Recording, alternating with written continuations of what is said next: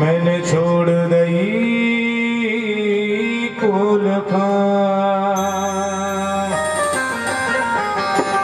ओ मेरा दिल तो दीवाना हो गया मुरली वाले तेरा, मेरा दिल तो दीवाना हो गया मुरली वाले तेरा, मेरा दिल तो दीवाना हो गया मुरली वाले तेरा, मेरा दिल तो दीवाना हो गया मुरली वाले तेरा, मुरली वाले तेरा, मुरली वाले तेरा, कमली वाले तेरा, कमली वाले तेरा, मेरा दिल तो मेरा दिल तो मेरा दिल तो दीवाना हो गया मुरली वाले तेरा, मेरा दिल तो दीवाना हो गया मुरली वाले तेरा।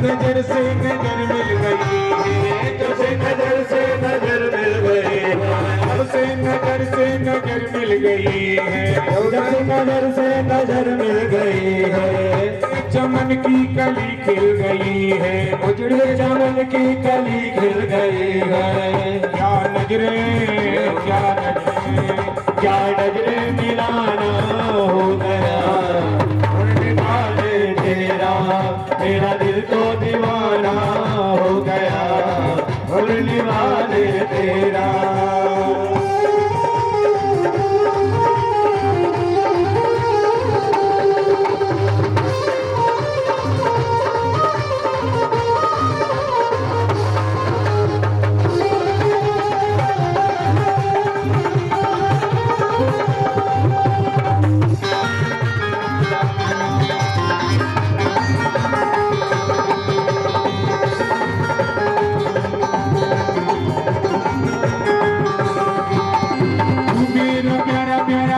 मेरा पागल मेरा बाबा मैं तेरा पागल, मेरा प्यारा प्यारा मैं तेरा पागल, मेरा प्यारा प्यारा मैं तेरा पागल, तिरछी नजर से किया दिल को घायल, तिरछी नजर से किया दिल को घायल, दिल में मेरे दिल में ठिकाना हो गया मुरली वाले तेरा, मेरा दिल तो दीवाना हो गया मुरली वाले तेरा।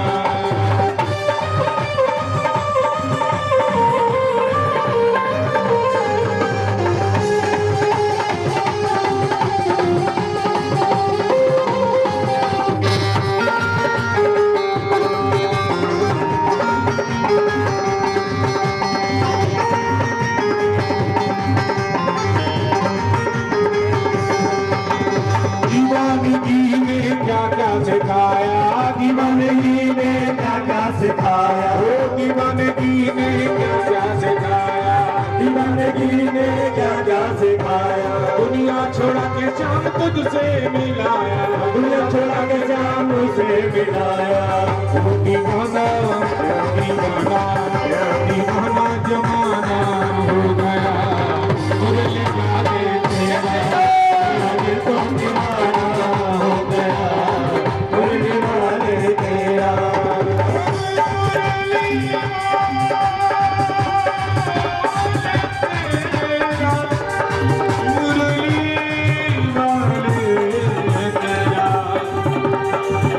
नजरें मिला कर दिया दिल को जख्म, अदाएं दिखा कर सितम ढा रहे हो, बेवफाओं का क्या खूब बदला लिया काम, तड़पता हुआ छोड़ कर जा रहे हो, तड़पता हुआ छोड़ कर जा रहे हो, तड़पता हुआ छोड़ कर जा रहे हो, तड़पता हुआ छोड़ कर जा रहे हो, तड़पता हुआ छोड़ कर जा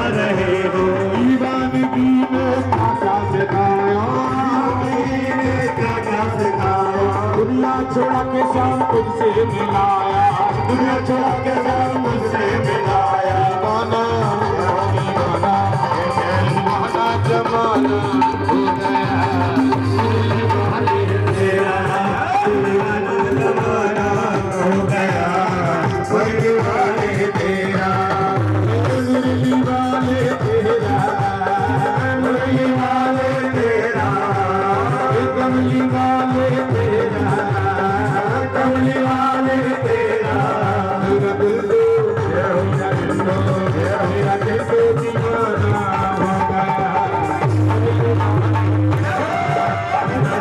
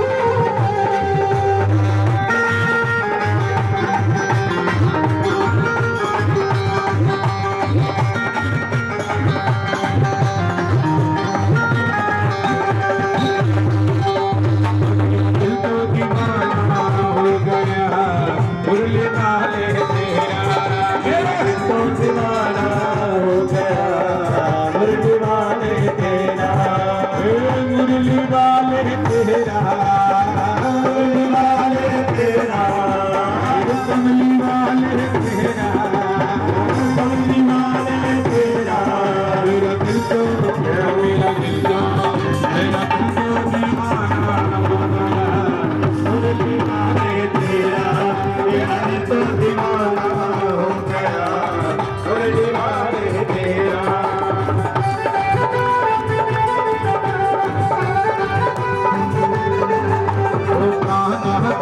दीवानी बन जाऊंगी, तारा की दीवानी बन जाऊंगी, दीवानी बन जाऊंगी, मस्तानी बन जाऊंगी, दीवानी बन जाऊंगी, मस्तानी बन जाऊंगी, दीवानी बन जाऊंगी, मस्तानी बन जाऊंगी, दीवानी बन जाऊंगी, मस्तानी बन जाऊंगी। तारा की दीवानी बन जाऊंगी, तारा की दीवानी बन जाऊंगी, रसिया की रसीली बन जाऊंगी, रसिया की रसीली बन जाऊंगी।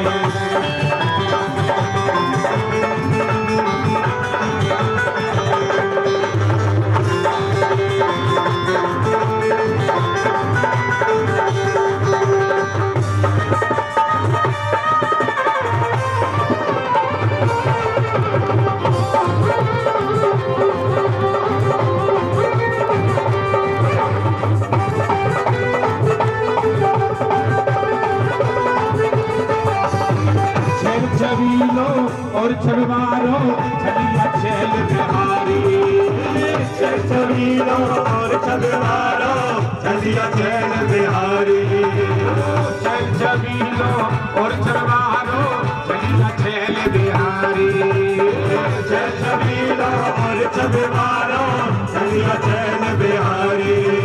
रंगीली बन जाऊंगी, रंगीली बन जाऊंगी, रंगीली बन जाऊंगी, रंगीली बन जाऊंगी, रंगीली बन जाऊंगी, रंगीली बन जाऊंगी, रंगीली बन जाऊंगी। तारा की दीवानी बन जाऊंगी, रसिया की रसीली बन जाऊंगी, रसिया की बन जाऊंगी।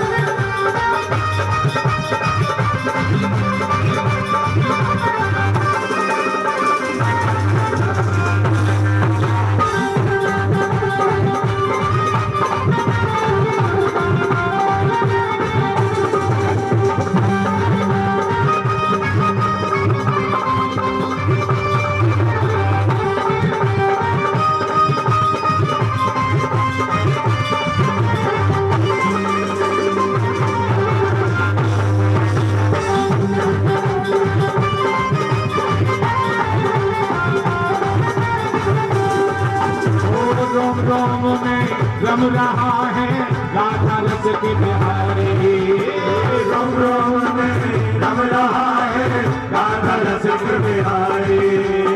छल से बल से सुंदर छब से चलता है चलकारी, छल से बल से सुंदर छब से चलता है बलिहारी।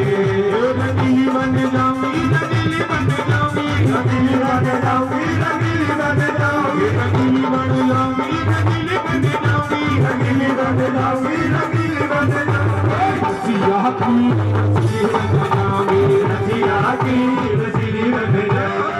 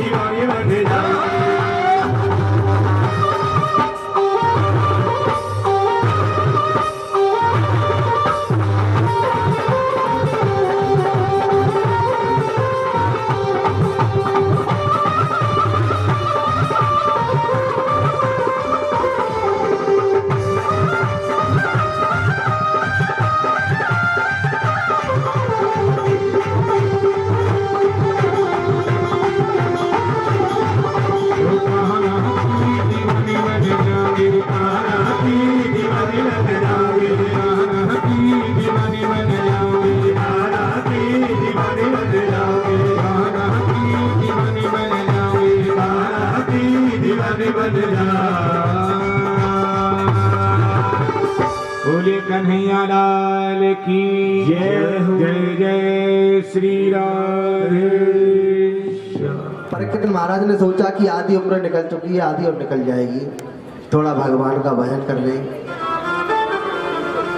अब तो एक दिन परीक्षित महाराज अपने बाबा का मुकुट लेकर के और सुदूर जंगल में पहुंचे हैं। एक दृश्य देखा है कि एक पैर से बैल खड़ा हुआ है, उसके 3 पैर काट दिए हैं। गाय माता उसके चारों रोदन कर रही है। धर्म को बैल कहा गया है, तो सतयुग में 4 पैर थे, सत्य, दान, दया और पवित्रता। इन चारों में शांति है। सतयुग समाप्त हो गया तो त्रेता आते ही 3 पैर रहे हैं। द्वापर में 3 पैर और भी चले गए हैं धर्म के, केवल सत्य रहा है। पृथ्वी रूपी गाय को धर्म समझा रहा है, माता तुम क्यों रोती हो? पृथ्वी रूपी गाय ने कहा, भगवान धर्म यदि पृथ्वी पर बढ़ेगा तो पृथ्वी माँ खुश होगी।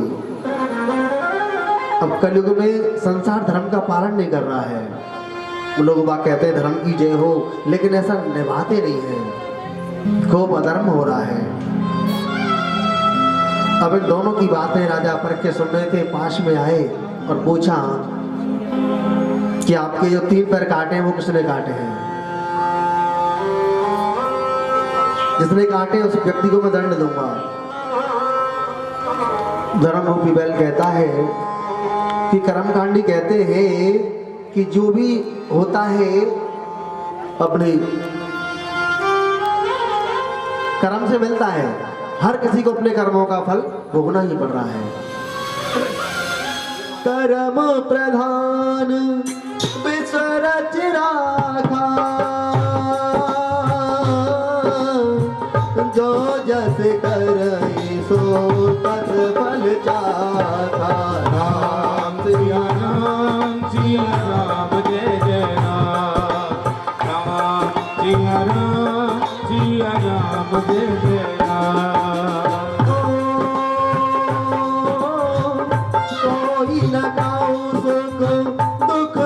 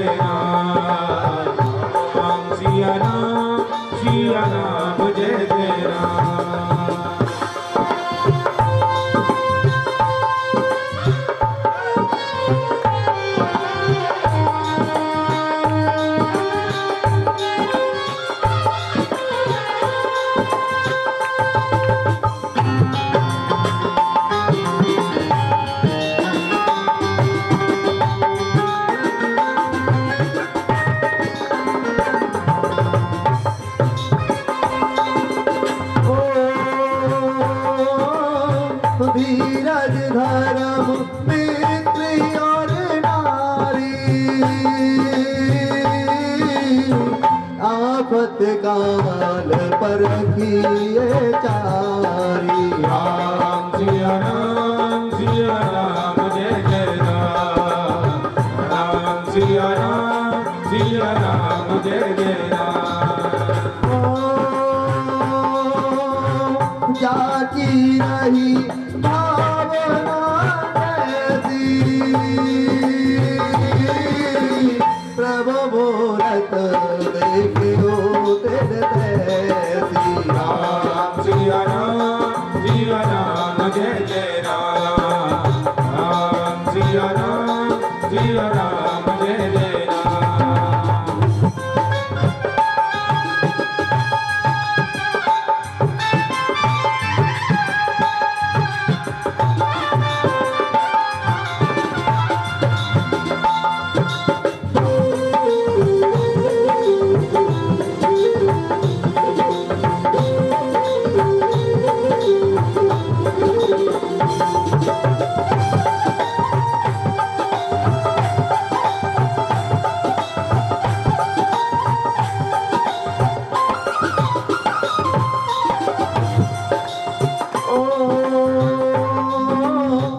रघुकुल रीत सदा चल आई,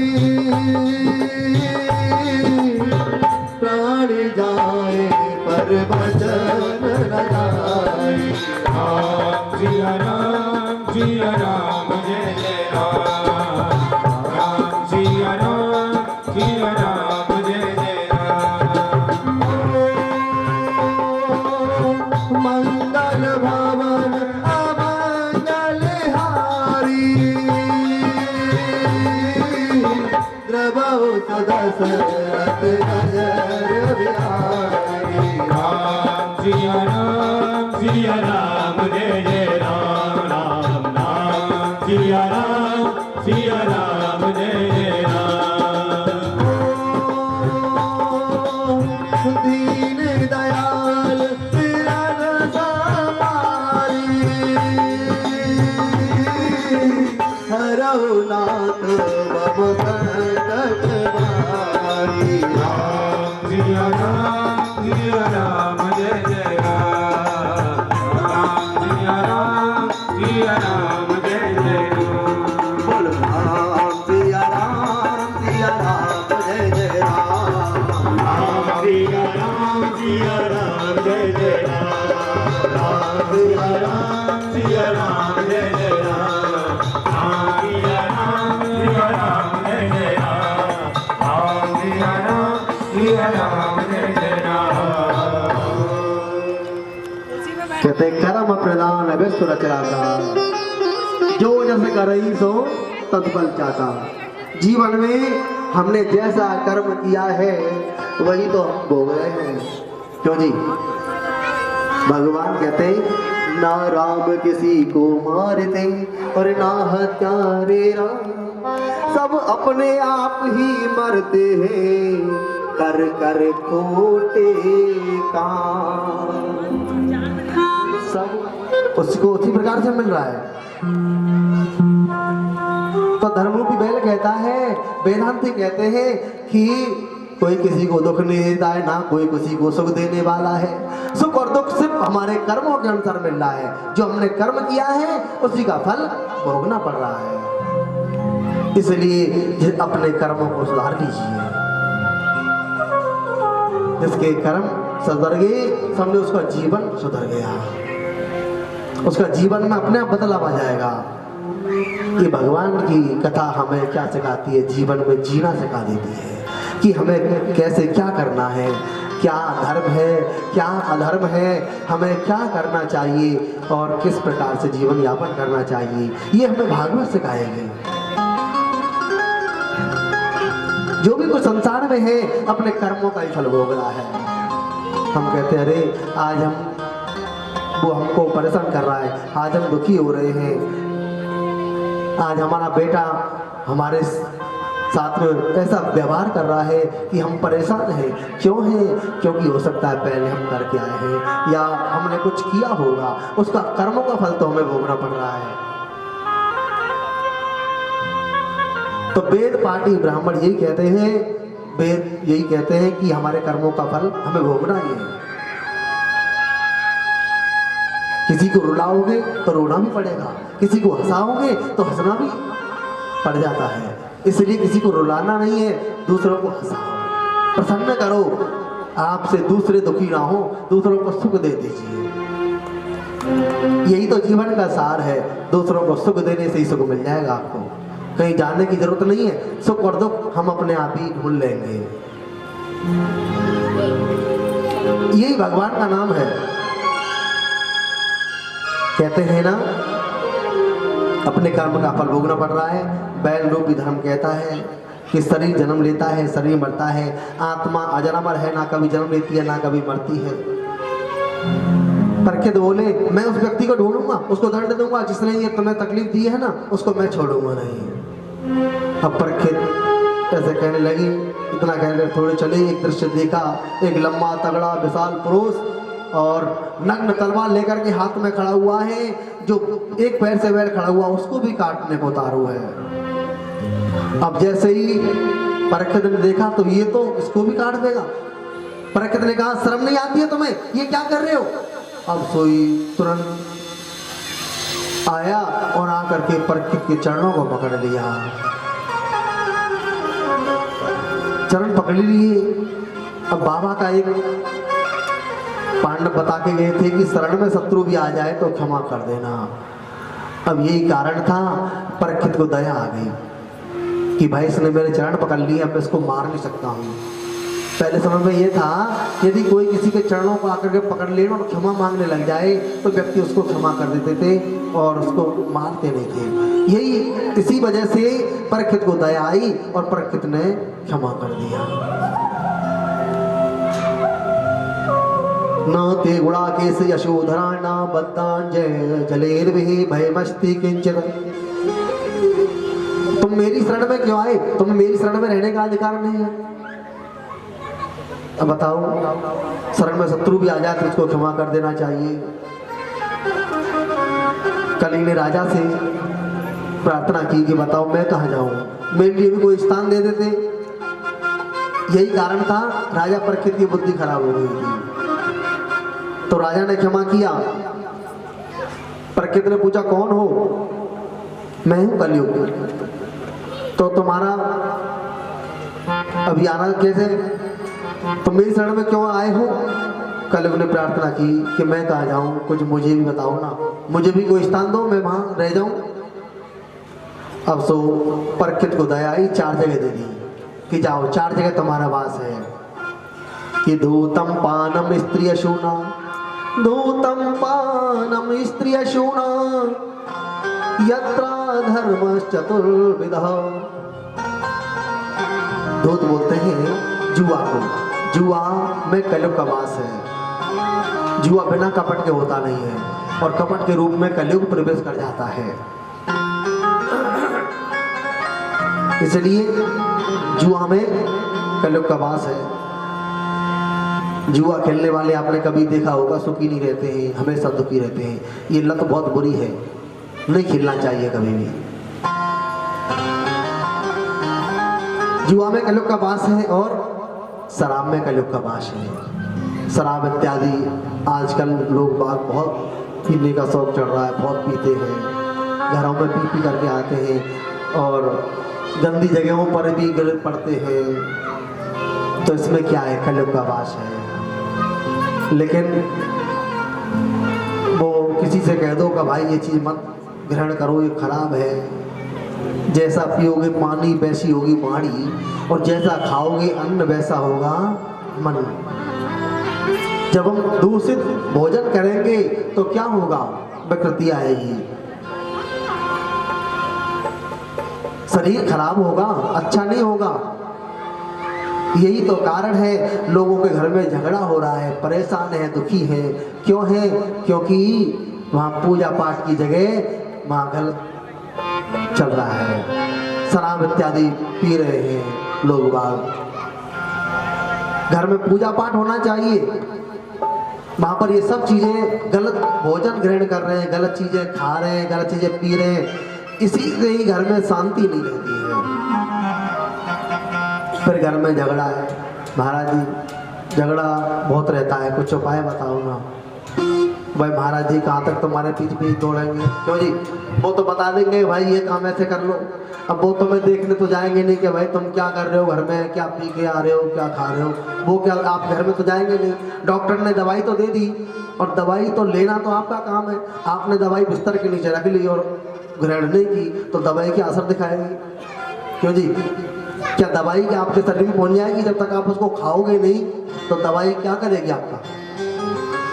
मानो आप भागवत सुनने आए, भागवत सुनने के बाद उस चीज को अमल नहीं किया, उसको आपने अच्छे अंदर तक ग्रहण नहीं किया तो भागवत चलो आपने 7 दिन आए, 7 दिन तक ठीक है, उसके बाद भी आप अमल करके रखो उस चीज को। ये सब चीजें हमारे शरीर के लिए जो गलत करते हैं तो गलती भोगना पड़ता है। ये सब चीजें घर के अंदर नहीं रहनी चाहिए, घर नहीं होना चाहिए। यही कारण है कि लोग बाग परेशान है, दुखी है। सामा ने सड़ाती है, रामा ने रुलाती है, बामा ने बिगाड़ देती है। तो ये सब चीजें बताया है। जैसा नाम है वैसा उसमें गुण भी होता है। शराब में भी कलयुग का वास है और मंदिरों में मद के रूप में कलयुग का वास है। दूसरे की स्त्री को गलत दृष्टि से देखना, इसमें भी कलयुग का वास है। गलत धर्म पे चलना, गलत काम करना, इसमें कलयुग का वास है। ये सब चीजें बताया है। किसी की हम बुराई करते हैं पीछे से किसी की बुराई नहीं करनी चाहिए। जो भी कहना है सामने कह दो, मुंह पे कह दो, वो अच्छा है। लेकिन आपने पीछे से किसी की बुराई की तो इसका मतलब आपने गलत किया है। उसमें भी कलयुग का वास है। कलयुग ने परखे से कहा, अरे आपने ऐसी जगह दी जहां पर कोई जाना नहीं चाहता है, कोई अच्छा स्थान दे देते तो मैं वहां पर रह लेता।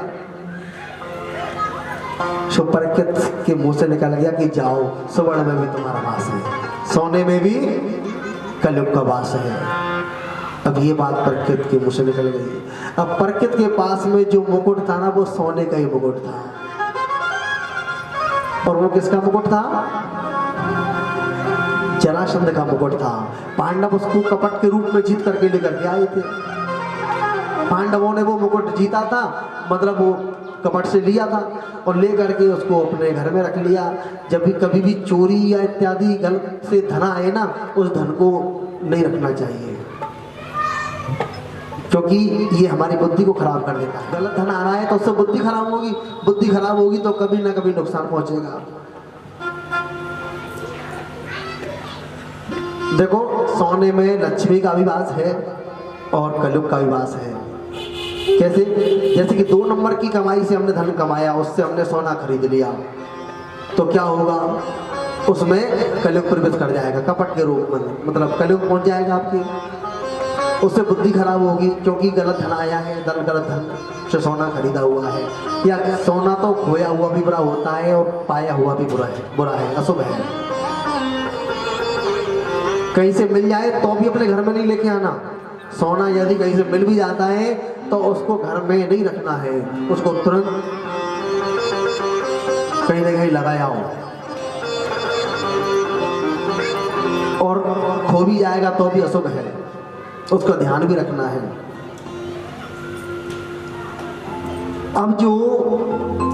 अब क्यों है राजा परकित का जो मुकुट था वो सोने का मुकुट, जरासंध का मुकुट था। पांडव लेकर के आए थे, वही मुकुट उन्होंने धारण कर लिया। उन्होंने सोचा कि आज इस मुकुट को हम पहन के देख लेते हैं और चले जाते हैं, और चले गए तो यही कारण था, बुद्धि भी खराब हो गई। अब देखा कि ये सोने का मुकुट है, ये तो कपट का मुकुट है। इन्होंने मेहनत करके तो नहीं कमाया है सोने को, ये तो कपट का मुकुट है। तो कलयुग ने सूक्ष्म रूप लिया और मुकुट में होकर के मस्तिष्क में प्रवेश कर गया। यही कारण राजा परकित की बुद्धि खराब हो गई। राजा परकित एक सुदूर जंगल में गए और जाकर के कहने लगे महात्मा जी से, महात्मा जी हमें जल पिलाओ, हमें प्यास लगी है, महात्मा जी हमको भूख लग रही है, हमें कुछ खाने को दो। अब जी बुद्धि खराब हो गई। अब महात्मा जी अपनी तपस्या कर रहे थे, उन्हें कुछ मालूम नहीं कौन आया है कौन नहीं आया, अपनी तपस्या में लीन थे। परीक्षित ने देखा ये कोई ढोंगी महात्मा है, तो परीक्षित ने क्या किया, एक मरा हुआ सर्प पड़ा था और वो लेकर के महात्मा जी के गले में डाल दिया। ऋषि कुमारों के बच्चे थे वहाँ छोटे छोटे, उन्होंने देख लिया कि राजा परीक्षित ने मरा हुआ सर्प डाल दिया है और मरा हुआ सर्प डाल करके चले गए। अब थोड़ी देर बाद में महात्मा जी के पुत्र आए, श्रृंगी ऋषि आए और आकर के देखा कि मेरे पिताजी के गले में मरा हुआ सर्प किसने डाल दिया। ऋषि कुमारों के बच्चों ने कह दिया कि आपके यहाँ राजा परीक्षित आए थे, आपके पिताजी से भोजन याचना कर रहे थे, आपके पिताजी ने कोई जवाब नहीं दिया, इसलिए वो मरा हुआ सर्प डाल दिया है और वो चले गए। अब महात्मा जी के पुत्र को एकदम क्रोध आ गया और हाथ में जल लेकर कहा, जिस मरे हुए सर्प को मेरे पिताजी गले में डाला है उसी के पूर्व तक्षक सर्प के डसने से उसकी मृत्यु हो जाएगी। अब जल लेकर के और अब तो बड़ी जोर से सोचने लगे। आज परीक्षित जी सायकाल के समय आए हैं, महल में आए, मुकुट को उतार दिया और मुकुट उतार करके फिर उनको कहते हैं बुद्धि सही होने लगी। बुद्धि सही हो गई और मन में सोचने लगे मैंने अच्छा नहीं किया, एक महात्मा के गले में मैंने मरा हुआ सर्प डाल दिया, ये मेरे से बहुत बड़ा अपराध हो गया, बहुत ज़्यादा मन में सोच हो रहा है। आज मैंने ये अच्छा नहीं किया है। इधर समीक ऋषि की समाधि टूटी, अपने गले में मरा हुआ सर्प देखा और सोचा किसी महात्मा ने विरोध किया होगा। जब अपने पुत्र को रोते हुए देखा तो पुत्र ने कहा कि बेटा क्यों, तुम क्यों रो रहे हो। पुत्र ने कहा पिताजी आपके पास में राजा परीक्षित आए थे और आपसे भोजन याचना कुछ कह रहे, लेकिन आपने कुछ कहा नहीं तो उन्होंने मरा हुआ सर्प डाल दिया है, लेकिन आज के बाद कभी दोबारा परीक्षित ऐसी गलती नहीं करेगा, ये मैंने उसको दंड दे दिया है, श्राप दे दिया है। महात्मा ने कहा बेटा संत को तो करुणावान होना चाहिए, दया रखनी चाहिए, संत को इतनी जल्दी क्रोध में नहीं आना चाहिए। ये तुमने क्या किया, तुम्हें ऐसा नहीं करना चाहिए था, लेकिन जो बाण निकल गया वो कभी लौट करके नहीं आता है, जो मुंह से निकली हुई बात कभी लौट करके नहीं आएगी। सो आज गौरमुख नाम के शिष्य को बुलाया, कहा कि राजा परीक्षित से जाकर कह दो कि मेरे नादर पुत्र ने श्राप दे दिया है और अपनी 7 दिन में मुक्ति का उपाय कर ले। आज जैसे गए शिष्य ने जाकर के कहा कि आप अपने 7 दिन मुक्ति का उपाय कर लीजिए। परीक्षित बोले मैं तो 7 दिन बहुत बड़ी बात है, 7 मिनट भी जीना नहीं चाहता हूं, क्योंकि 7 मिनट का भी कोई भरोसा नहीं है। और वैसे भी आज मैं महात्मा से आकर के क्षमा याचना मांगता, लेकिन जैसी गोविंद की इच्छा, जो भगवान की इच्छा है तो वही होगा संसार में। देखो हम और आप सोचें तो कुछ नहीं होने वाला है, हमारे आपके सोचने से नहीं होगा कुछ भी, और जो भगवान की इच्छा है ना वही सब अपने आप हो जाता है। हम तो कुछ और सोच रहे हैं और भगवान कुछ और करवा रहे हैं। भाई भगवान की इच्छा नहीं है, इसलिए अपना जीवन भगवान के ऊपर सौंप दीजिए। जिन्होंने अपना जीवन प्रभु के लिए समर्पण कर दिया, समझो उसके जीवन में दुख नहीं आएंगे। और जो सोच रहा है कि ये काम मैं कर रहा हूँ और मैं अपने आप कर सकता हूँ, तो फिर तो भगवान कह देते हैं भाई जब तुम अपने आप ही कर रहे हो तो अपने आप करो, फिर भगवान क्यों सहायता करेंगे। इसलिए अपना जीवन आप भगवान के लिए समर्पण कीजिए। जो व्यक्ति तन मन धन को अपने जीवन को समर्पण कर देता है उसकी रक्षा ही भगवान करते हैं। अब तो परीक्षित ने देखा, कहने लगे मैं कल क्षमा मांगता, लेकिन जैसी गोविंद की इच्छा, कोई बात नहीं है। अपने पुत्र को देखा, अपने पुत्र को राजगद्दी पर बैठाया। आज अपनी पत्नी से बोले कि मैं कह सकता हूं कि मैं 7 दिन से पहले नहीं मरूंगा, जबकि भरोसा नहीं है 7 सेकंड का भी, और वो कह रहे हैं कि मैं 7 दिन से पहले नहीं मरूंगा। क्यों? क्योंकि संत की वाणी सत्य होती है। संत ने जब कह दिया है कि 7 दिन में मरना है तो 7 दिन में ही।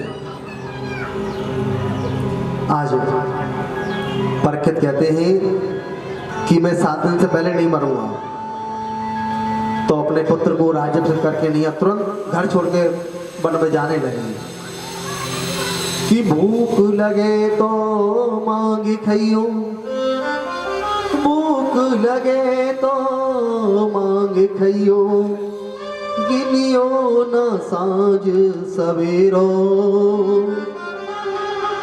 गिनियो न साँझ सवेरो। हे परीक्षित, भूख लगती है तो मांग कर खा लेना, लेकिन अब कोई आशा नहीं करनी है। परीक्षित जब त्याग करते जा रहे हैं तो सब कुछ छोड़ दिया, सब कुछ त्याग दिया उन्होंने। आजकल हम और आप कहीं जाएंगे ना, आप कहीं जाते हैं तो सब व्यवस्था करके लेके जाते हैं। जी कल हमें भोजन करना है तो भोजन सामग्री बैग में लेके जाएंगे थैले में, और पानी पीने की बोतल भी संग लेके जाएंगे, भैया पानी भी पीना है, सारी व्यवस्था करके संग चलते हैं ना। लेकिन परीक्षित महाराज ने सोचा कि अब मैं तपस्या करने जा रहा हूँ तो मुझे ये कुछ नहीं चाहिए। परीक्षित ने तो कुछ भी साथ नहीं लिया, एक लोटा भी पानी का नहीं लिया है कि मैं कहीं पानी पीऊंगा तो लोटा भी चाहिए। हम आप सभी व्यवस्था करके चलेंगे आगे तक की, लेकिन परीक्षित महाराज कहने लगे कि नहीं, मुझे अभी ये व्यवस्था नहीं चाहिए। और वास्तविकता है जब आप अपने जीवन को भगवान के लिए छोड़ करके चलोगे तो सारी भी संग लेके जाना है, सब कुछ छोड़ करके, और वन में चले गए, गंगा के किनारे बैठ गए और वहाँ एक वृक्ष के नीचे उन्होंने भजन किया। सोचा कि मन में 7 दिन में तो मरना ही है, मुझे 7वें दिन मरना है, अब क्या करना है। अब बड़े बड़े संतों को पता चला कि राजा परीक्षित को श्राप मिला है, तो बड़े बड़े संत जा रहे हैं दर्शन करने के लिए। सब संत पहुंचे हैं वहां पर। अब पूछा, राजा ने कहा कि मुझे कोई श्राप नहीं मिला है, ये मुझे वरदान दिया है कि गिरिजा संत समागम समालाभ कछुआन। मुझे श्राप नहीं मिला है, ये तो मुझे वरदान मिला है। यदि वो महात्मा मुझे ऐसा नहीं कहते तो आप सभी संतों के दर्शन मैं कैसे करता। आज मुझे इतने बड़े बड़े संतों के दर्शन हो रहे हैं तो ये मेरे लिए बहुत बड़ा वरदान है। आज वहाँ सुखदेव जी के बाबा, पिताजी सब पहुँचे हैं, पर बाबा बहुत से संत पहुँचे हैं, लेकिन कोई ये निर्णय कर पा रहा है कि परीक्षित को मुक्ति कैसे हो, परीक्षित को मुक्ति कैसे मिले। सब पहुँचे हैं। आज सुखदेव जी महाराज का मन कहने लगा कि चलो परीक्षित की सभा में चलते हैं, देख के आते हैं कि परीक्षित की सभा में क्या हो रहा है। अब बड़े बड़े ऋषि मुनि होते हैं ना, उनको सब पता रहता है कि संसार में कहाँ पर क्या होने वाला है। अब उनका मन करने लग गया चलो जी परीक्षित के पास में। अब सुखदेव जी महाराज पहुंचे हैं, वो भगवान की समाधि बैठे थे कि तत्र भवद भगवान व्यास पुत्रो यद्रच्छया गामट मानो नपेक्य अलक्ष्य लिंगो निजलाभ तुष्टो व्रतश्च बालेर बदतु वेशः। परीक्षित की सभा में सुखदेव जी पहुंचे, जो कि केवल 16 वर्ष की उम्र वाले हैं। उनके बाबा पर बाबा सब हैं, और जैसे सुखदेव जी महाराज पहुंचे हैं सभी ने खड़े होकर के स्वागत किया है। बोलो सुखदेव जी महाराज की। सभी ने स्वागत किया और सुखदेव जी कहने लगे, परीक्षित से बोले कि तुम्हें मुक्ति मिल गई, बताओ। उन्होंने जाते ही तुरंत कह दिया कि तुम्हें मुक्ति मिल गई। राजा परीक्षित बड़े खुश हुए और सुखदेव जी के चरणों में गिर पड़े। आज अहो मेरे यहाँ अतिथि के रूप में स्वयं भगवान पधारे हैं, तुरंत उन्होंने पूजन किया है सुखदेव जी का। इधर संतों ने कहा परीक्षित से कि इनकी ज्यादा प्रशंसा मत करना, इनको ना प्रशंसा से कोई मतलब नहीं है, नहीं तो ये उठ के चले जाएंगे, इसलिए आप अपनी मुक्ति का उपाय कर लो। जल्दी से जल्दी ने पूछिए कि 7 दिन में मरने वाले को क्या करना चाहिए। आज अते पृच्छामि संसिद्धियं योगिनां परमं गुरुं पुरुषस्य यत्कार्ये नियमानस्य सर्वथा। जल्दी मरने वाले को क्या करना चाहिए, आज ये बताएं। परीक्षित चाहते तो ये भी पूछ सकते थे कि मेरी मुक्ति को टाल दीजिए, और सुखदेव जी ऐसे संत थे यदि वो चाहते तो सुखदेव जी मृत्यु को टाल देते, लेकिन उन्होंने पूछा कि जल्दी मरने वाले को क्या करना चाहिए। सुखदेव जी इसको सुनकर के बड़े बड़े प्रसन्न हो गए कि ये प्रश्न आपने अपने लिए नहीं किया है, ये सबके लिए किया है, क्योंकि सब व्यक्ति को जन्म मिलता है और सब व्यक्ति को मरना भी पड़ता है। ये बात निश्चित है, जो आया है वो जाएगा भी जरूर, और भगवान ने सब कुछ लिखा हुआ है, निश्चित कर दिया है कि आपकी उम्र 50 साल की है, आप 55 साल के, आप 60 साल के होके जाएंगे, आप 75 के होके जाएंगे। ये सब कुछ पहले ही भगवान ने लिख रखा है। जब हमारा जन्म होता है तभी मृत्यु देवी जन्म ले लेती है और वो तुरंत लिख जाती है। इसलिए सुखदेव जी ने कहा कि आपने ये प्रश्न जो किया है ना, सबके कल्याण के लिए किया है, इसमें सभी का कल्याण है। आज परीक्षित सतयुग में व्यक्ति की उम्र 1 लाख वर्ष होती थी। सतयुग के बाद में त्रेता युग आता है, त्रेता में 1 शून्य कम हो गई तो 10,000 वर्ष व्यक्ति की उम्र। उसके बाद में 1 शून्य द्वापर युग आया तो 1 शून्य और भी कम हुई तो 1000 वर्ष की उम्र। और द्वापर के बाद में अब क्या चल रहा है, ये कलयुग चल रहा है। कलयुग में 1 शून्य और भी कम हो जाती है तो क्या होता है, 100 वर्ष की उम्र है। 100 वर्ष भी कहाँ जी पाते हैं, कोई कोई जी पाता है, नहीं 100 वर्ष भी नहीं जी पा रहे हैं। कोई बहुत ही अच्छे तपस्या कर दिया है, उन्हीं को मिल पाती है, नहीं तो नहीं मिल पा रही है। तो इसमें भी व्यक्ति बहुत कम जी पा रहा है। आप देख रहे होंगे कलयुग का असर दिखाई दे रहा है। छोटे छोटे बच्चे हैं, 3 वर्ष का है, चश्मा आंखों पर लग गया है, दिखाई भी नहीं देता है। ये क्या है, ये कलयुग का असर है। 16 वर्ष की आयु में व्यक्ति के बाल सफेद हो गए हैं, ये कलयुग है। नहीं पहले इतनी जल्दी बाल कहाँ सफेद होते थे, आंखों पे चश्मा कहाँ लगे देखे थे, लेकिन अब 3 वर्ष की उम्र है, छोटा बच्चा है और चश्मा लगा दिया है, चश्मा के बिना दिखाई नहीं दे रहा है। 30 वर्ष की आयु में बहुत सी बीमारी आ जाती हैं, फिर हार्ट का पेशेंट भी हो जाता है, बहुत सी बीमारी। ये कलयुग का असर है, सबको पता चल रहा है। कलयुग का प्रथम चरण चल रहा है। ये तंसमात भारत सर्वात्मा भगवान ईश्वरो हरि, तंसमात भारत सर्वात्मा भगवान ईश्वरो हरि, श्रोतव्य कृतिव्यश्च स्मर्तव्यच्छेदतावयम्। जल्दी मरने वाले को क्या करना चाहिए, जल्दी मरने वाले को तो एक ही काम करना चाहिए। क्या करना चाहिए, हरि श्वास श्वास पर कृष्ण भज, श्वास श्वास पर कृष्ण भज, वृथा श्वास जन खोई, ना जाने जा श्वास की आवन होई न होई, ना जाने जा श्वास की आवन होई न होई। जल्दी मरने वाले को तो हमेशा भगवान के चरणों में लगा रहना चाहिए, भगवान की भक्ति में लगा रहना चाहिए, ताकि हमारा ये जीवन व्यर्थ ना निकले, हमारा समय व्यर्थ ना निकले। हमेशा भगवान के नाम में लगा रहना है। हरि श्याम घड़ी तेरे नाम से गुजारा हमारा, गुजारा हमारा। चांदनी तेरे नाम से गुजारा हमारा, गुजारा हमारा। ओ श्याम घड़ी तेरे नाम से गुजारा हमारा, गुजारा हमारा। शाम घड़ी तेरे नाम से गुजारा हमारा, गुजारा हमारा।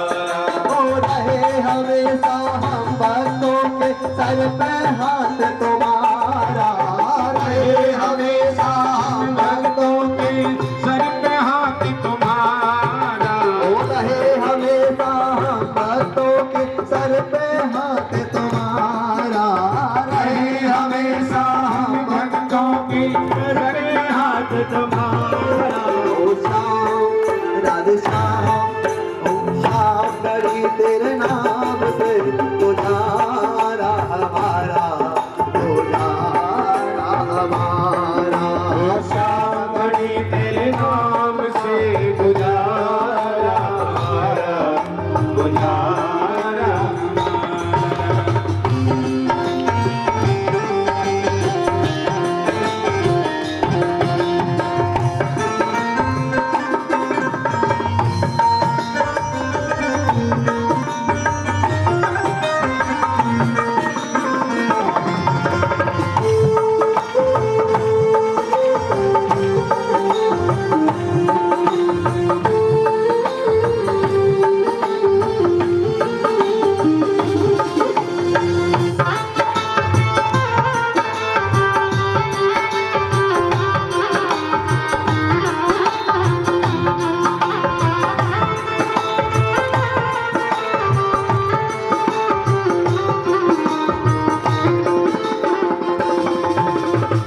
माझी की नैया चलते दम पे तेरे, माझी की नैया चलती दम पे तेरे।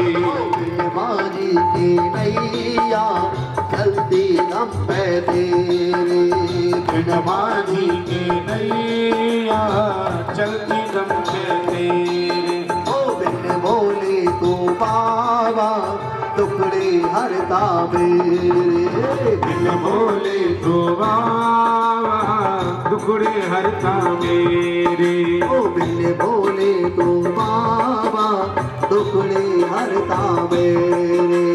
बिन बोले तो बाबा दुखड़े हरता मेरे। ओ बीच बबर में अटके नैया तो देता श्याम सहारा, ओ बीच बबर में अटके नैया तो देता श्याम किनारा।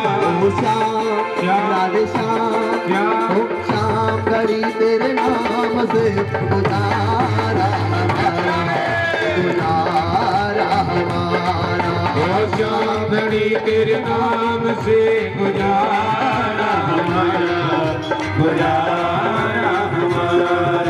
हो रहे हमेशा हम भक्तों के सर पे हाथ तुम्हारा, रहे हमेशा हम भक्तों के सर पे हाथ तुम्हारा। ओ श्याम राधे श्याम, ओ श्याम घड़ी तेरे नाम से गुजारा हमारा, गुजारा हमारा। ओ श्याम घड़ी तेरे नाम से गुजारा हमारा, गुजारा हमारा।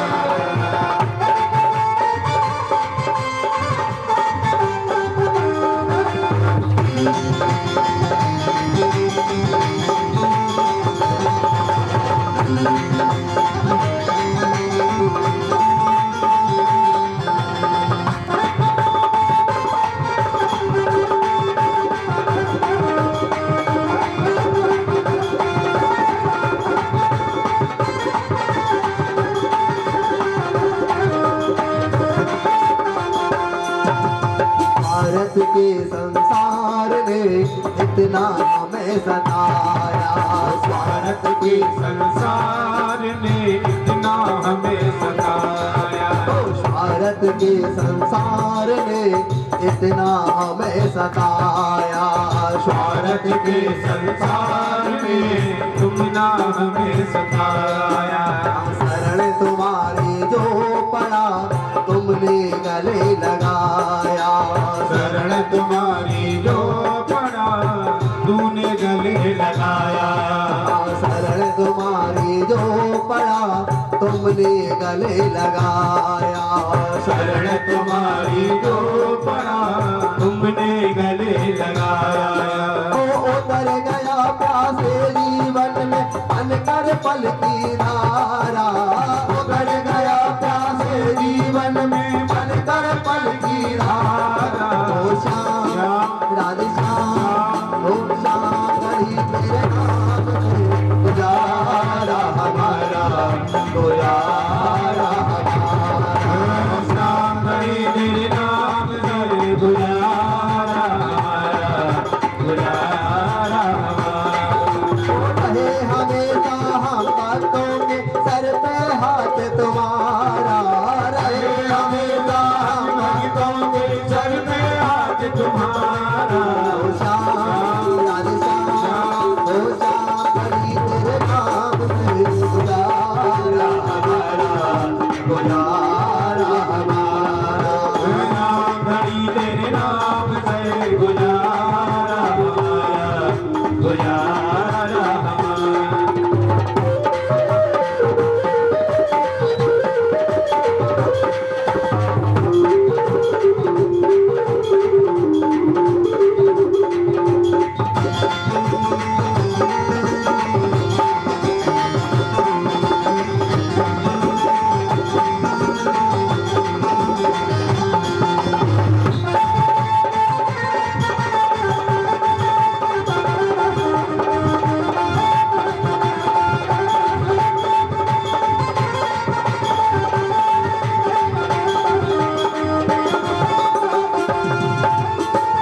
भगवान से प्रार्थना करो प्रभु आपके चरणों में हमारा मन लगा रहे।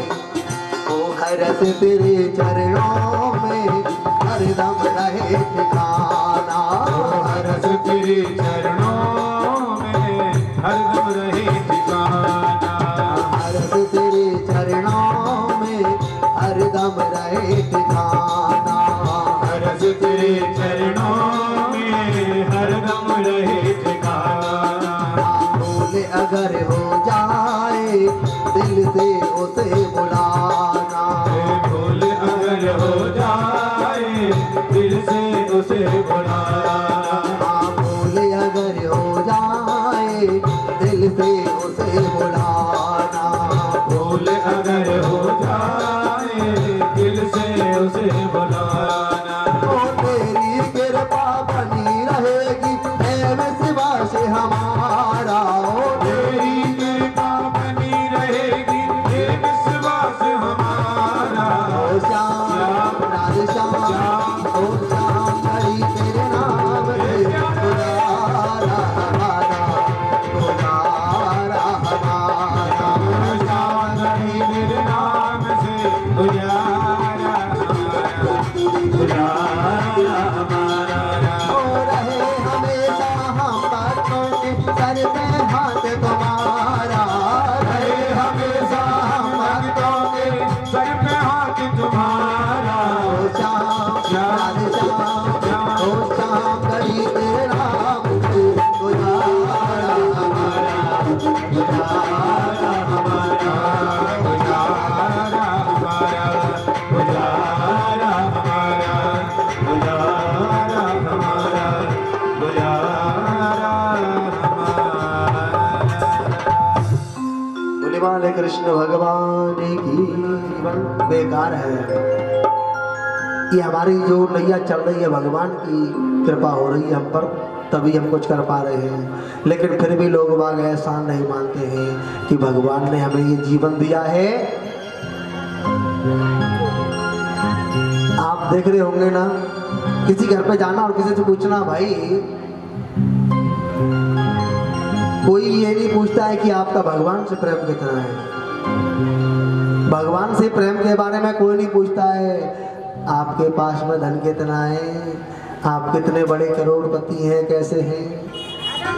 कि किस किसी ने पूछा कि तेरा परिवार कितना है, किसी ने पूछा कि तेरा परिवार कितना है, और किसी ने पूछा कि तेरा कारोबार कितना है, किसी ने पूछा कि तेरा कारोबार कितना है, किसी ने ये नहीं पूछा कि तेरा उस प्रभु से प्यार कितना है, उस प्रभु से प्यार कितना है। किसी ने ये नहीं पूछा है कि आपका भगवान से कितना प्रेम है। क्या पूछेंगे दुनिया वाले, सिर्फ पूछेंगे आपका परिवार कितना बड़ा है, आपके क्या बच्चे हैं, कितने आप, क्यों जी, परिवार के बारे में पूछेंगे, मकान दुकान के बारे में पूछेंगे, धन दौलत के बारे में पूछेंगे, आप कितना कमाते हो, लेकिन ये नहीं पूछते कि आपका भगवान से प्रेम कितना है। आप भगवान से कुछ प्रेम करते नहीं करते, कभी माला जाप करते नहीं करते। अरे अभी नहीं तो कभी नहीं, ये जन्म निकल गया तो अगले जन्म की आशा नहीं करनी है कि भगवान हमें मनुष्य शरीर दे दे। ये शरीर मिल गया तो उससे भगवान को याद करो, ज्यादा ज्यादा याद करो। इसलिए चलते फिरते उठते बैठते जागते खाते पीते सोते जो भी काम कर रहे हो तो जरूर भगवान का नाम लो। हे प्रभु, आपने मुझे ये मनुष्य शरीर दिया है तो ये मुझे बार बार मिलने वाला नहीं है, और ये मैं व्यर्थ में नहीं गवाऊंगा। भगवान का नाम लेना है, पूजा पाठ करना है। सब महाराज यही कहते हैं कि आप भगवान का नाम लो। राधा कृष्ण जो आप गुरु मंत्र, इसको जपो, इसको लेना चाहिए, इसी से जीवन आपका सफल हो जाएगा। आज परीक्षित, आपको एक ही काम करना है, सिर्फ बस गोविंद का नाम लो, कुछ नहीं करना है जीवन में। प्रेमानंद महाराज जी बताते हैं सिर्फ राधा और कृष्ण यही जपना है और कुछ नहीं करना है।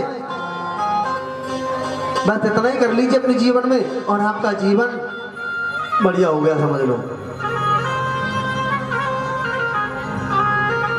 जितासनो जित सासो जित संगो जितेंद्रिय स्तूले भगवतो रूपे मन संधारिये ददिया। मन को पहले जीतिए, मन एक जगह पर लगना चाहिए, जगह जगह पर नहीं भटकना चाहिए। मन को जीतना है तो जितासन, एक ही आसन पर बैठने की आदत डालिए। जैसे एक आसन पर बैठ जाते हैं ना 3 घंटे 4 घंटे, लेकिन नहीं महाराज 3-4 घंटे बैठेंगे ना तो हमारे तो अगले दिन पैर ही खराब हो जाएंगे। बैठने की आदत नहीं है। क्यों जी, कभी पैर इधर घुमा लिए कभी उधर घुमा लिए, मौका लग गया तो भागवत जी विराजमान है उधर ही घुमा दी। महाराज जी 3 घंटे बैठना बड़ा कठिन काम है, नहीं बैठा जाता है। सबसे पहले एक आसन से बैठने की आदत होनी चाहिए, एक आसन पर बैठना चाहिए व्यक्ति को, तो आपका मन आपके वशीभूत हो जाएगा।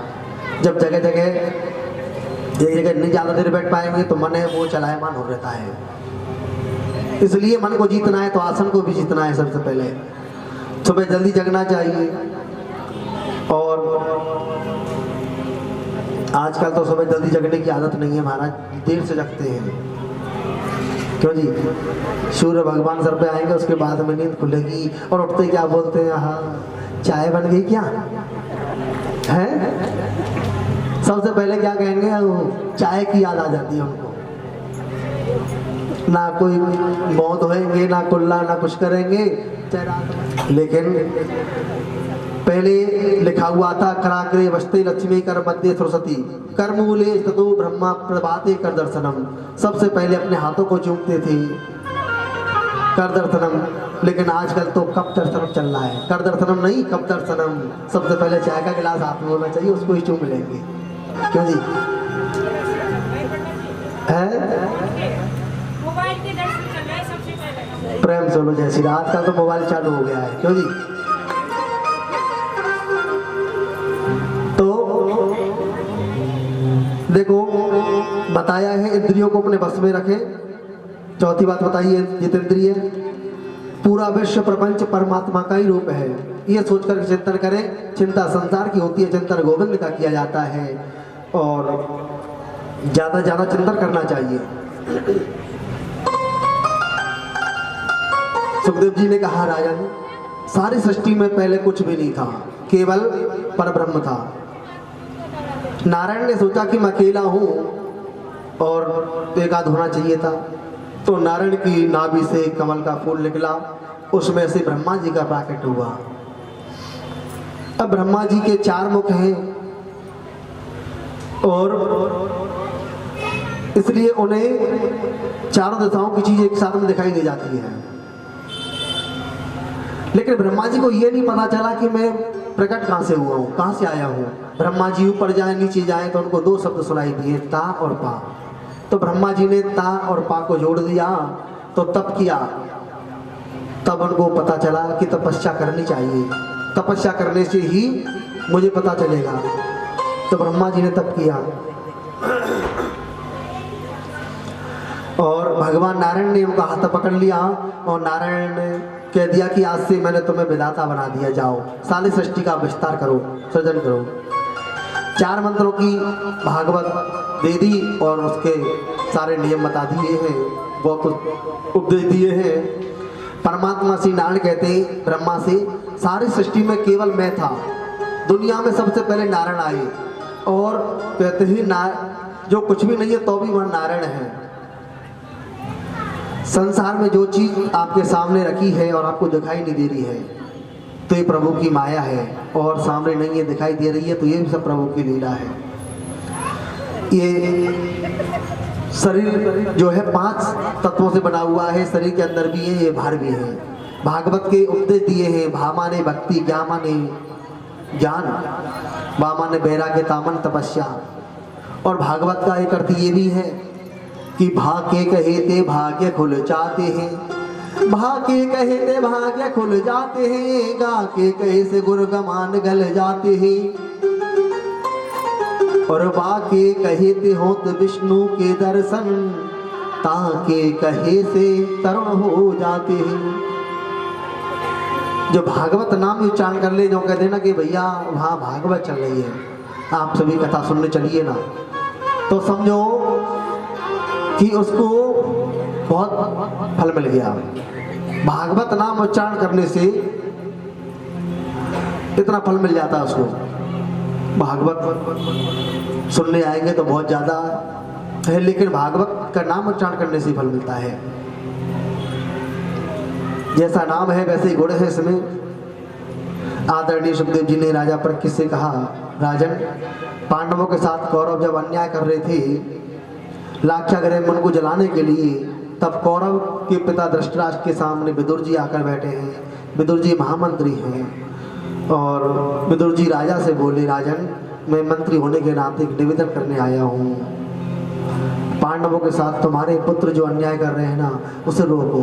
पांडव कमजोर नहीं है लेकिन वो तुम्हारा आदर कर रहे हैं, तुम दुर्योधन की बातें मत मानो। अब ऐसा कह रहे थे, उसी समय पर दुर्योधन आया और कहने लगा, विदुर जी मेरी ही वजह से तुम्हें मंत्री का पद मिला है और मेरे विरुद्ध मेरे पिताजी को भड़काने लगे हो, तुम निकल जाओ उस महल से।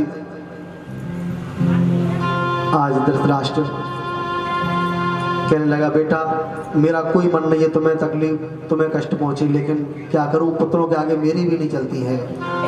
सो आज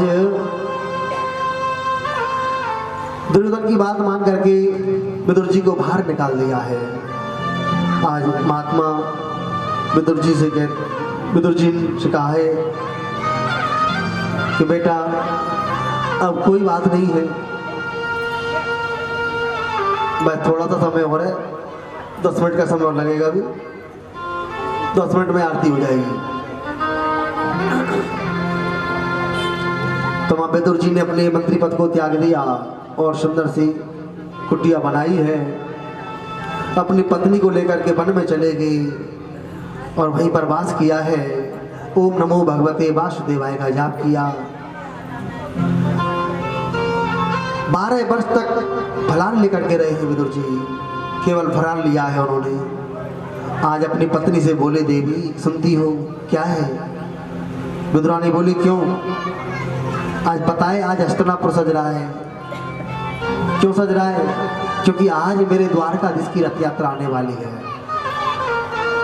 आज हमारे द्वारकाधीश प्रभु आ रहे हैं, इसलिए हस्तिनापुर की सजावट करवाई जा रही है। विदुरानी बोली, हम कैसे दर्शन करेंगे?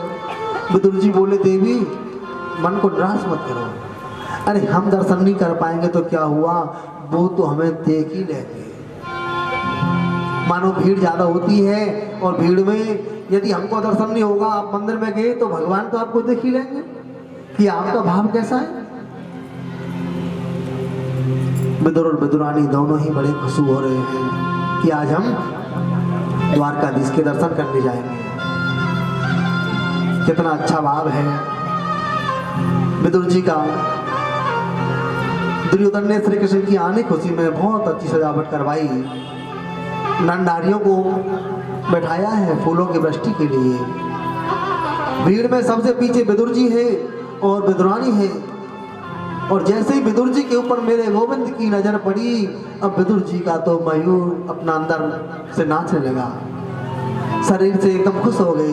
कहने लगे, वो देखो, विदुरानी से बोले, देखो देवी आज मुझे द्वारकाधीश देख रहे हैं, आज मुझे देख रहे हैं। बड़े खुश हो गए। आज भक्त और भगवान की नजर मिल गई।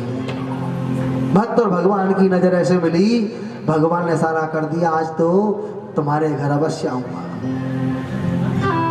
विदुर जी बड़े खुश हो गए। आज दुर्योधन ने बड़ी स्वागत के लिए बहुत तैयारी कर रखी थी कि हमारे भगवान आ रहे हैं, गोपाल आ रहे हैं, बहुत अच्छी व्यवस्था रखी। तो दुर्योधन बोला कि आप क्यों आए हैं ये मैं समझ नहीं पाया। आप आए हैं तो क्यों आए हैं? भगवान ने कहा, तुम केवल 5 गांव ही पांडवों को दे दो उदान में, और मैं उन्हें 5 गांवों से ही प्रसन्न करने का प्रयास करूंगा। बस मेरा एक यही निवेदन है तुमसे। दुर्योधन ने कहा, अरे 5 गांव, मैं उनको एक सुई की बराबर भूमि भी दान में नहीं दे सकता हूं, पहले उन्हें मुझसे युद्ध करना होगा। आज भगवान ने कहा, अभी तुमने युद्ध की विभीषिका नहीं देखी है? लाखों बच्चे अनाथ हो जाएंगे, हजारों स्त्रियां विधवा हो जाएंगी, कितना दुख होगा। युद्ध मत करो, युद्ध को रोक दीजिए। भगवान ने तो बहुत निवेदन किया, लेकिन दुर्योधन ने नहीं माना। दुर्योधन ने कहा, सुनो गोपाल, सबसे पहले एक काम करो ना, पहले भोजन व्यवस्था है, पर भोजन कर लीजिए आप। भगवान ने कहा कि मैं तो भोजन करूंगा ही नहीं। दुर्योधन ने कहा, नहीं, पहले भोजन तैयार है, भोजन कर लीजिए। देखो, भोजन केवल 2 परिस्थितियों में किया जाता है। या तो भोजन करने वाला भूख से पीड़ित हो, उसको भूख लग रही होगी तो भूख के मारे मांगेगा कि मुझे भोजन दे दीजिए, और या फिर आपके अंदर भाव होना चाहिए।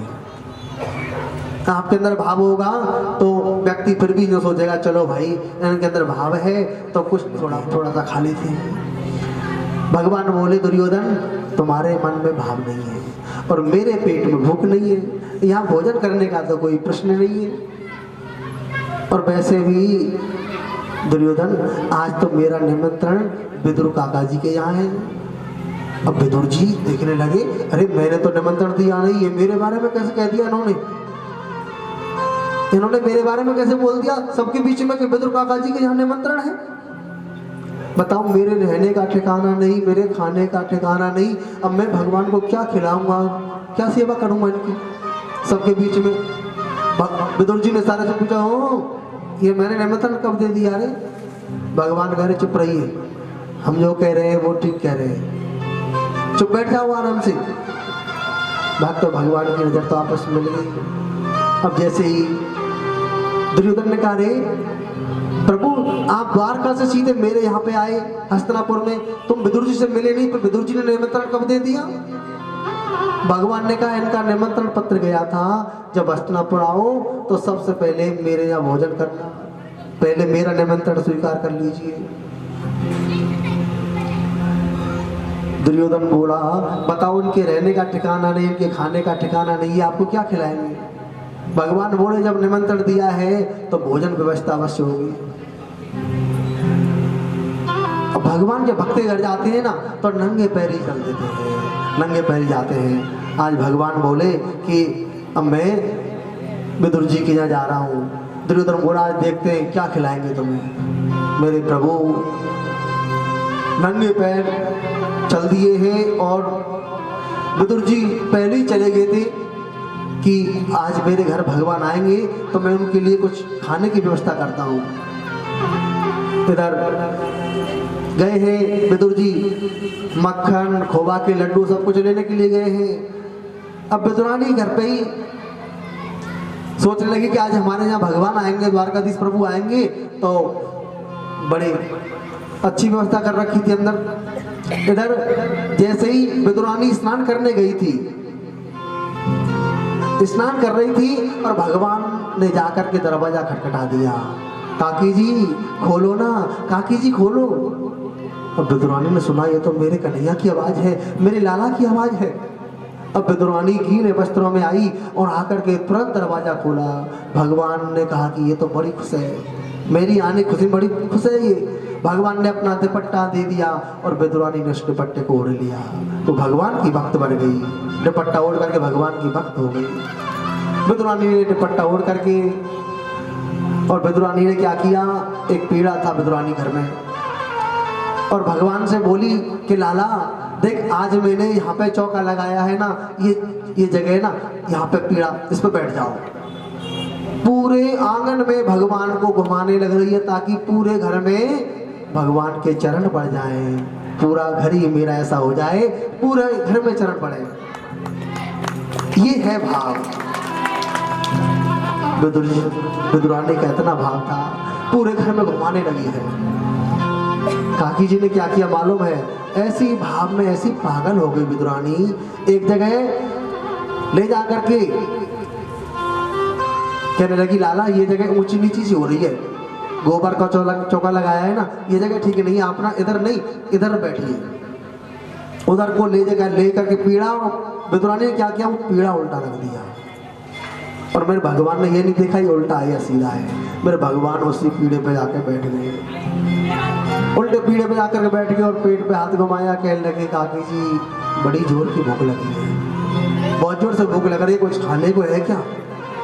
विदुरानी बोली, है भगवान खाने को तो कुछ है नहीं अभी, अब मैं क्या करूं? विदुर जी भी नहीं है, विदुर जी भी बाहर है, अब मैं क्या खिलाऊं भगवान को? विदुरानी सोच में पड़ गई। देखा तो सामने केले के पेड़ थे, वहां से केले लेकर के आई, भगवान के आगे पत्थर बिछा दी और केले ला करके छिलके तो पत्थर पर रख दिए और फल दूर गिरा दिया।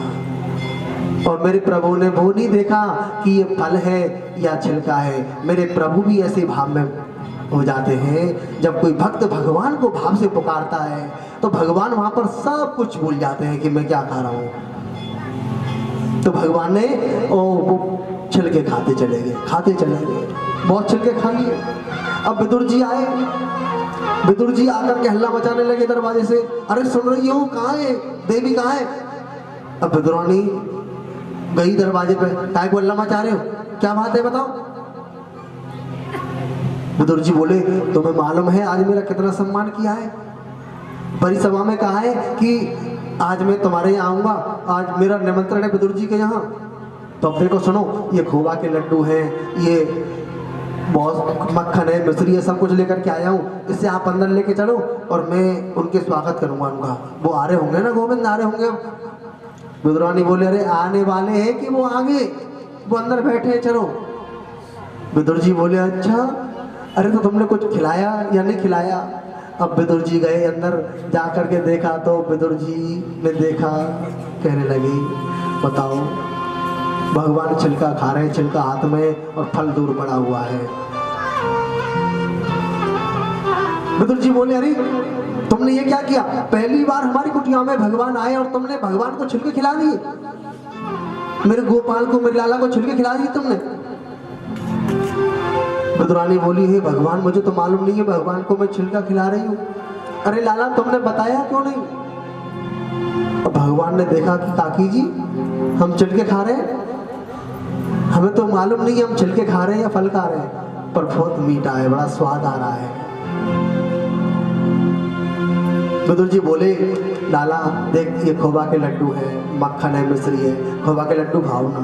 भगवान ने हाथ पकड़, एक बार तो खा लिया लड्डू, अब दोबारा खिलाने लगे लाला एक और लड्डू खाओ। भगवान ने हाथ पकड़ लिया, काका जी जो काकी जी के छिलके में स्वाद था ना वो इन लड्डुओं में नहीं है। हर सबसे ऊंची प्रेम सगाई, सबसे ऊंची प्रेम सगाई, सबसे ऊंची प्रेम सगाई, सबसे ऊंची प्रेम सगाई। दुर्योधन की देवा त्यागी, दुर्योधन की देवा त्यागी, साग विदुर कर खाई हो, साग विदुर कर खाई, सबसे ऊंची प्रेम सगाई, सबसे ऊंची प्रेम सगाई। प्रेम की बस अर्जुन रथ को, प्रेम की बस अर्जुन रथ को, भूल गए ठकुराई हो, भूल गए ठकुराई, सबसे ऊंची प्रेम सगाई, सबसे ऊंची प्रेम सगाई। झूठे फल सबरी के खाई, झूठे फल सबरी के खाई, बहुविध स्वाद बताई हो, बहुविध स्वाद बताई, सबसे ऊंची प्रेम सगाई, सबसे ऊंची प्रेम सगाई, सबसे ऊंची प्रेम सगाई। वो लड्डुओं में नहीं है। हम भगवान को क्या खिला सकते हैं? भगवान दुनिया को खिलाने वाले हैं, वो दुनिया का पेट भरने वाले हैं, लेकिन आपके भाव के भूखे हैं भगवान। आपने देखा है ना माताओं के अंदर इतना भाव होता है, माताएं कितने भाव से आकर कथा सुनती हैं, इतना भाव हर किसी में नहीं पाया जाता है। तो भक्ति माता का ही तो नाम है, तो माताओं के अंदर जो भाव है वो इतना पुरुषों में नहीं पाया जाता है। इसलिए भगवान ने छिलके भी खा लिए और बड़े प्रसन्न रहे कि भगवान तो भाव के भूखे हैं, वो दुनिया को खिलाने वाले हैं। कि भाव का भूखा हूं मैं और भाव ही एक सार है, भाव का भूखा हूं मैं भाव ही एक सार है, जो भाव से भजता मुझे तो भव से बेड़ा पार है, जो भाव से भजता मुझे तो भव से बेड़ा पार है। यदि भगवान को आप भाव से पुकारोगे तो भगवान को आने में देर नहीं लगेगी। आपको पुकारने में समय लग सकता है, आपको याद करने में समय लग जाएगा, लेकिन भगवान को आने में देर नहीं है। आप दिल से पुकारो भगवान को, वो आए नहीं, ऐसा हो नहीं सकता है। वास्तविकता है आप प्रभु को याद करो।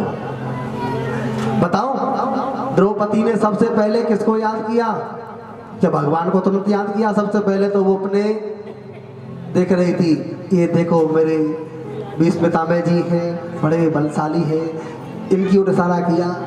सब पांचों पांडवों की ओर देखा कि ये मेरे बड़े बड़े पांचों पांडव हैं, कोई गदाधारी, कोई धनुर्धारी, कोई इतने बड़े बड़े हैं, ये मेरी रक्षा कर सकते हैं। जब द्रौपदी ने सब तरफ देख लिया कि ये कोई भी मेरी रक्षा करने वाले हैं, तो भगवान ने भी देखा कि अभी तक तो ये इनके पीछे ही है। व्यक्ति सबसे पहले संसार में, क्यों जी, भगवान देखने लगे कि ये सभी अभी तो अपने इसमें लग रहे हैं, ये मेरे बाबा है, ये मेरे पापा है, ये मेरे वो है। तो भगवान ने सोचा कि अभी तो उसने मुझे याद नहीं किया है। जब वो देखा कि द्रौपदी ने कि अब ये कोई नहीं है मेरा, ये कोई मुझे नहीं बचा पाएंगे, तब उन्होंने द्वारकाधीश प्रभु को याद किया। हे द्वारकाधीश प्रभु, आओ मेरी रक्षा करो, मुझे बचाओ, मेरी रक्षा करो। तो मेरे द्वारकाधीश प्रभु को याद किया, तो मेरे द्वारकाधीश प्रभु आ गए। तो हमको पुकारने में समय लग जाएगा, लेकिन भगवान को आने में देर नहीं है। आप दिल से पुकारो भगवान को, वो आए नहीं, ऐसा नहीं हो सकता है। इसलिए भगवान जगह जगह भोग प्रसाद पाते हैं। तो पूछा उद्धव जी ने, भगवान आप जगह जगह भोजन ग्रहण करते हो, तो आपको सबसे ज्यादा स्वाद कहाँ पर मिला है, सबसे ज्यादा आनंद कहाँ प्राप्त हुआ है? मेरे कन्हैया ने कहा, उद्धव मुझे 2 जगह पर सबसे ज्यादा स्वाद आनंद आया है, सबसे ज्यादा आनंद मुझे 2 जगह पर मिला है। कहाँ पर? एक तो विदुरानी के हाथ के छिलके खाए, मुझे बड़ा आनंद मिला। विदुरानी के अंदर इतना भाव था, इतने भाव से उसने मुझे जो खिलाया, तो मुझे इतना आनंद आया। और दूसरी जगह एक सबरी के यहाँ मैंने छोटे बेर खाए थे। जो बेर थे वो भी अपने बेरों को चाक चाक करके रख दी गई कि ये बेर मीठा है, ये मेरे भगवान के लिए है, और ये खट्टा है, ये मेरे भगवान के लिए नहीं है। जिसमें स्वाद नहीं है वो भगवान को नहीं है, ये स्वाद है, ये भगवान के लिए है। तो ऐसा ही भगवान वहाँ स्वाद नहीं देखते, वो तो केवल भाव देखते हैं कि आपका भाव कैसा है। आप अपने भाव से भगवान को याद करो। प्रेम से जय श्री राधे। देखो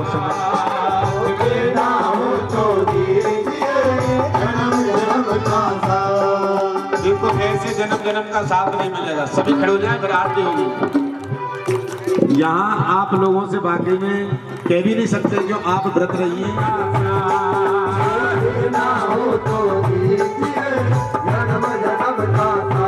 सभी प्रार्थना करेंगे कि प्रभु ऐसे नहीं, जन्म जन्मांतर का हमसे नाता निभाओ। होते ना हो तो दीजिए जन्म जन्म का साथ, देना हो तो दीजिए जन्म जन्म का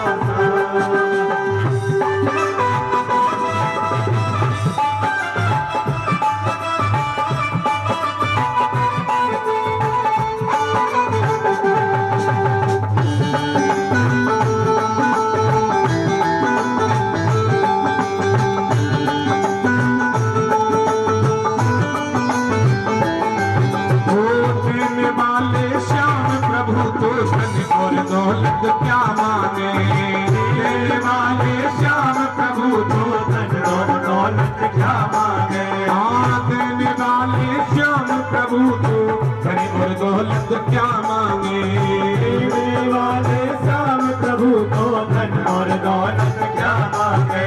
श्याम प्रभु से मांगे तो फिर नाम और इज्जत क्या मांगे। श्याम प्रभु से मांगे तो नाम और इज्जत क्या मांगे। मेरे जीवन में तू कर दे, मेरे जीवन में तू कर दे खुशियों की बरसात। देना हो तो भी जन्म जन्म का साथ, देना हो तो दीजिए जन्म जन्म का साथ। मेरे सर पर रख दो ताना, मेरे सर पर रख दो ताना, मेरे सिर पे रख दो ताना, मेरे सिर पे रख दो ताना। अपने ये दोनों हाथ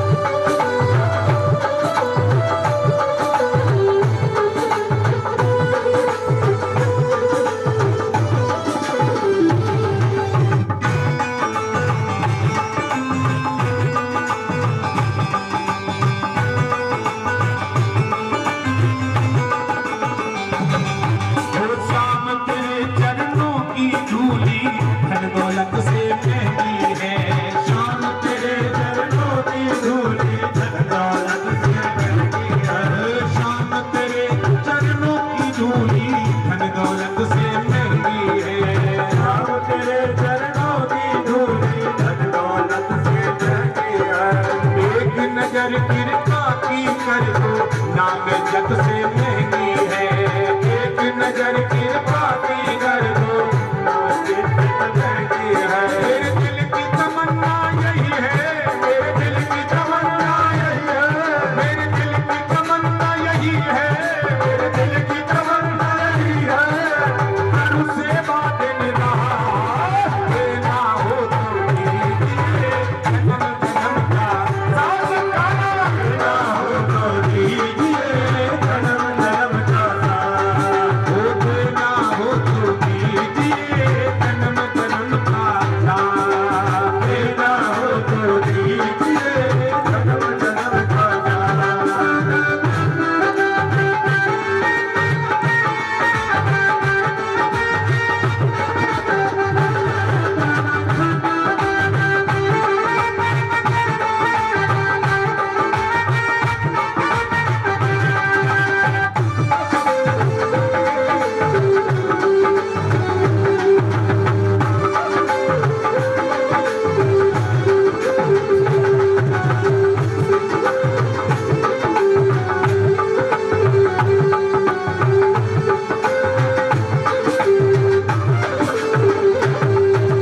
झुलस रहे हैं तन की धूप में प्यार की छैया कर देना।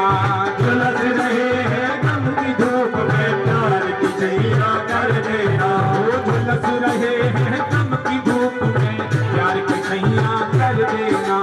झुलस रहे हैं गम की धूप में प्यार की छैया कर देना। हर दिन माजी के नाम चलेना, अब पतवार पकड़ लेना। माझी के नाम चलेगा, अब पतवार पकड़ लेना। मेरा रास्ता रोशन कर दे, मेरा रास्ता रोशन कर दे, मेरा रास्ता रोशन कर दे, मेरा रास्ता रोशन कर दे। साई अंधियारी रात देना हो तो कीजिए, जन्म जन्म का साथ वाला देना हो तो दीजिए, जन्म देना हो तो कीजिए, जन्म जन्म का साथ देना हो तो दीजिए, जन्म जन्म का साथ। मेरे सिर पर रख दो काना, मेरे सिर पर रख दो काना, अपने ये तमहार देना हो तो कीजिए, जन्म जन्म का साथ देना हो तो दीजिए, जन्म जन्म का साथ।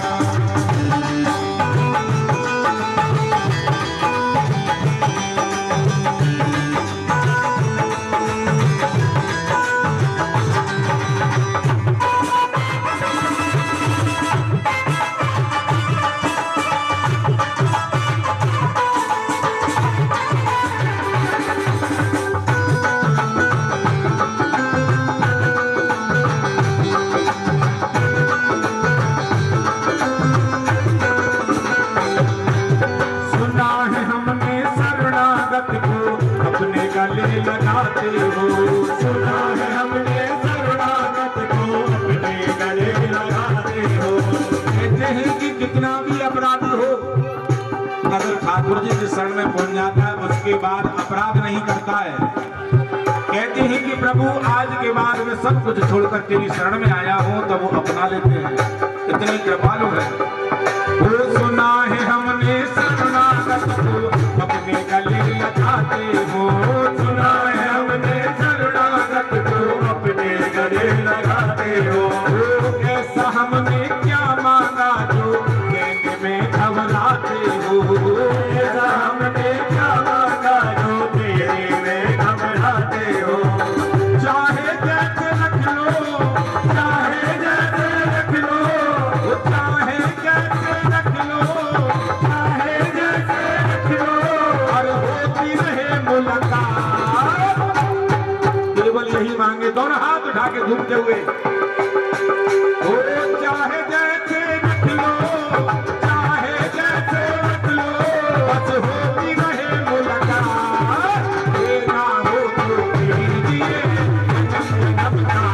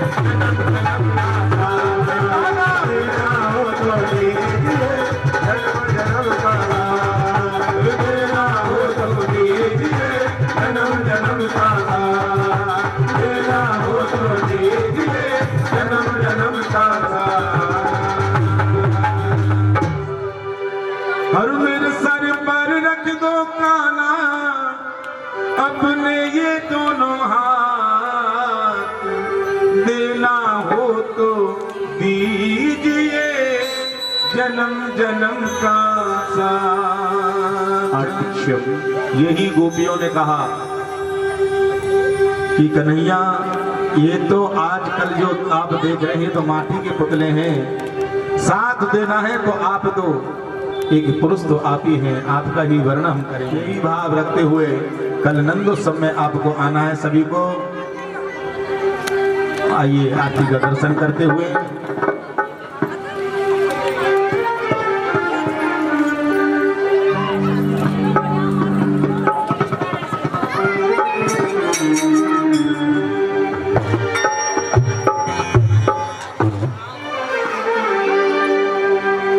हे भाग्य बिहारी तेरी आरती गाऊं, भाग्य बिहारी तेरी आरती गाऊं, आरती गाऊं प्यारे आपको मनाऊं, आरती गाऊं प्यारे आपको मनाऊं, भाग्य बिहारी तेरी आरती गाऊं, भाग्य बिहारी तेरी आरती गाऊं, मोर मुकुट तेरे शीश में सोहे, मोर मुकुट तेरे शीश में सोहे, नारी ही बंसी मन मेरा मोहे, नारी बंसी मन मेरा मोहे, यावन सी मैं मन बन जाऊं, आगे बिहारी तेरी आरती गाऊं, चरणों से प्रगति है गंगा प्यारी, चरणों से प्रगति है गंगा प्यारी, जिसने सारी दुनिया तारी, जिसने सारी दुनिया तारी, उन चरणों के दर्शन पाऊं, आगे बिहारी तेरी आरती गाऊं, श्री हरिदास के प्यारे तुम हो, श्री हरिदास के प्यारे तुम हो, रतन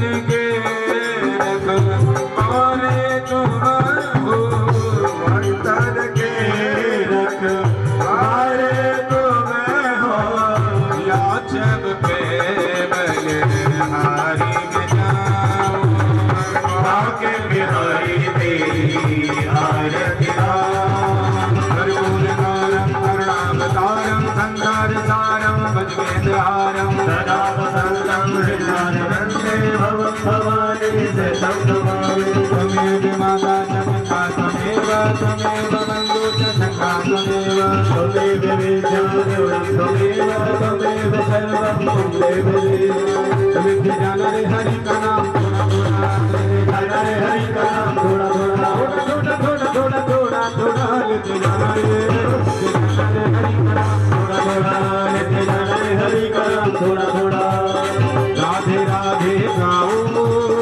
अपने घर पहुँच जाओ, राधे राधे गाओ अपने घर को जाओ, राधे नहीं भुलाना कल 3 बजे सब आना, राधे नहीं भुलाना कल 3 बजे सब आना, कथा में आनंद पाओ, राधे राधे गाओ, बोलो राधे राधे, बोलो राधे राधे, बोलो राधे राधे, बोलो राधे राधे, बोलो राधे राधे, बोलो राधे राधे, बोलो राधे राधे, श्री राधे बोलो राधे राधे, बोलो राधे राधे, श्री राधे ओम पापोऽहं पापकर्मः पापात्मा सम्भवाद्रायिमं पुण्डरीकाख्य सर्वपापो हरो हर सर्वकष्ट हरो हर, कृष्णाय वासुदेवाय हरे परमात्मने प्रणतक्लेशनाशाय गोविन्दाय नमो नमः, सच्चिदानन्दरूपाय विस्रोधवद्यादहेतवे तापत्रयो विनाशाय श्रीकृष्णाय वयं नमः। सर्वमंगलमांगल्ये श्री सर्वादिशाधिके शरण्ये त्र्यंबके गौरी नारायणी नमोस्तुते। पुष्पांजलि हो जाने दो, उसके बाद प्रसाद दे देना बिल्कुल।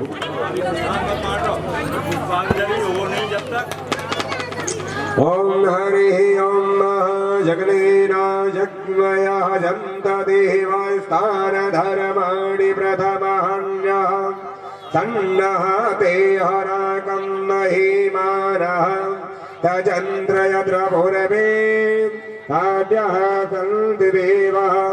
हरि ओम एकदन्ताय विद्महे वक्रतुण्डाय धीमहि तन्नो दन्तिः प्रचोदयात्। हरि ओम तत्पुरुषाय च विद्महे महादेवाय धीमहि तन्नो रुद्रः प्रचोदयात्। हरि ओम नारायणाय विद्महे वासुदेवाय धीमहि तन्नो विष्णुः प्रचोदयात्।